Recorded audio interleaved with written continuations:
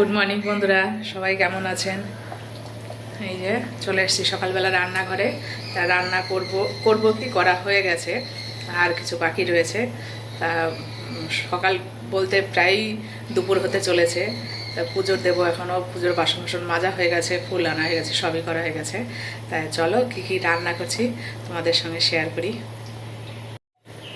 এই যে এখানে এটা করেছি বেতো শাক ঘন্ট।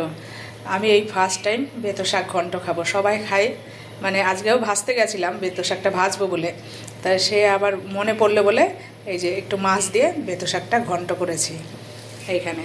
আর এই যে আমার ভাত ফেনিয়ে গেছে, আর এইখানে কড়াই বসিয়েছি, করবো হচ্ছে একটু আলু পেঁপের তরকারি, এই যে কেটে রেখেছি। আর এখানে উচ্ছে দিয়ে করব মাছের ঝোল, শুধু উচ্ছে দিয়ে। আলু পেঁপের তরকারি হবে, ওই শাক ঘন্ট হয়ে গেছে। এই হচ্ছে রান্না। আর এখানে আমি নিয়েছি বড় 1 কাপ লিকার চা খাচ্ছি আর এই রান্না করছি। তো এই তো ভাত ফেনিয়ে গেছে, ভাতটা নামাতে হবে আর একটু পরেই। তো তাড়াতাড়ি ফটাফট রান্নাবান্না করে নিই, করে নিয়ে তারপর হচ্ছে তোমার পুজো দিতে হবে, তারপর আরও অনেক কাজ আছে এখনও। তা চলো ফটাফট এটা করে নিই, অনেক দেরিও হয়ে গেছে। এই যে আমলকি কেটে নিয়ে এসেছি, রোদ্রে দেবো। তা কালকে এখানে রোদ্রে দিয়েছিলাম। এই যে পেপারটা এখানে ভাঁজ করে রেখে গেছি যে আজকে দেবো বলে, এটা দিয়ে আটকে রেখে দিয়ে গেছি, না তো হাওয়াতে উঠছিল, কালকে খুব হাওয়া দিয়েছিল। এখন এটা এখানে ঢেলে দেবো। কতগুলো আমলকি ছিল, মানে কেটে দেওয়ার পরে এখন শুকিয়ে এইটুকু হয়েছে।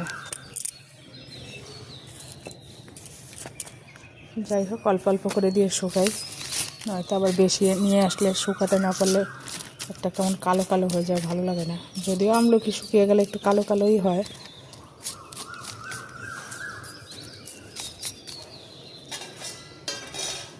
এই যে থাকলো এখানে রোদ্রে দেওয়া। আর এই যে আমার এই গাছগুলো, এই গাছটা বুঝতে পারছি না, এরকম হচ্ছে না, এটা কি মেথি গাছ না কি সেটাও বুঝতে পারছি না, কিন্তু মেথির সেন্ট নেই, মনে হয় না মেথি গাছ, অন্য কোনো গাছ। তুলে ফেলবো, থাক পরে তুলবো। এই গাছটা মরে মরে যাচ্ছে কেন বুঝতে পারছি না, গাছটার ওষুধ দিতে হবে নাকি। আর এখান থেকে এই গাছগুলো সব সরিয়ে দেবো। এই যে, আর এই যে এইটা কি গাছ আপনারা প্লিজ একটু কমেন্ট করে জানাবেন। হ্যাঁ, আমি এই গাছটার নামটা জানি না। যাই হোক, হাজব্যান্ড নিয়ে এসছে, তা ওই বসিয়েছে এখানে, তা হয়েছে, অনেক গাছ হয়ে গেছে। আর এই যে এখানে পুজো দেই, যে পুজোর সেই ফুলগুলো, গাঁদা ফুলগুলো শুকিয়ে রেখে দিয়েছি। তাই এগুলো দিয়ে ধুনোও বানানো যায়, আবার এদিকে তোমার সেই ধুনোর ইসের মতন যে ছোট ছোট ইসে পাওয়া যায় ধূপকাঠির প্যাকেটের মধ্যে, সেগুলোও করা যায়। তা আমি শুকিয়ে রেখেছি, দেখা যাক কি করা যায়। এখানে অনেকগুলো শুকিয়ে রেখেছি, আর খুব সুন্দর শুকিয়েছে, কুড়মুড়ে হয়ে গেছে। এই যে একদম, আজ থাকুক আর একটু। আর এই যে এখানে আম গাছ তো কেটে দিয়েছি, সেই ডালফালাগুলো এখানে গুটিয়ে রেখেছি, নিচটাতে নোংরা হয়ে রয়েছে, ছাদটা প্রচুর নোংরা হয়ে রয়েছে, ঝাড় দিতে হবে। আর এই যে উনুনটা কিনে নিয়ে আসা হয়েছিল, তা উপরটা একটুখানি আমি মাটি দিয়ে করেছিলাম, তা হচ্ছে না, ভেবেছি আমি একটা মাটি দিয়ে উনুন বানাবো। ইউটিউবে দেখলাম কেমন করে বানায়, তাই সেই হিসাবে বানাবো ভেবেছি। খাওয়া দাওয়া করে চলে এসেছি ছাদে। তা এই যে তোমার হচ্ছে গাছগুলো জল দিতে হবে, শুকিয়ে গেছে সব গাছ। আর এখানকার এই যে টবে যে গাঁদা ফুল গাছগুলো আছে, এগুলো ভেবেছি সব নিয়ে নিচে বসাবো, তুলে তুলে নিচে রাখবো, এখন দিয়ে নিচে বসিয়ে দেবো। গাছটা বেঁচে থাকলে সামনের বার আবার হচ্ছে ফুল দেবে, তাই নিচে দিয়ে রাখলে মাটিতে ভালো হবে। এবার ছাড়িয়ে নিই, এই যে ছিঁড়ে গেছে, এইরকম করে ছাড়িয়ে সব নিচে নিয়ে যাই। আর গাছগুলো এখন ফটাফট জল দিয়ে দিই। এখন খাচ্ছি হচ্ছে চা খাওয়া হয়ে গেছে, দেখছি হচ্ছে ট্রাভেল উইথ কৌশিক, আর হচ্ছে চা খাচ্ছি। চা যে করে নিয়ে এসছে, সে 2 পা চূড়াসন হয়ে মুখ ঘুরিয়ে বসে রয়েছে। তা ফটাফট আমার তো চা খাওয়া হয়ে গেছে। আর এই ফুলটা কেমন লাগছে অবশ্যই কমেন্ট করে বলবে। দেখো কত সুন্দর ফুলটা।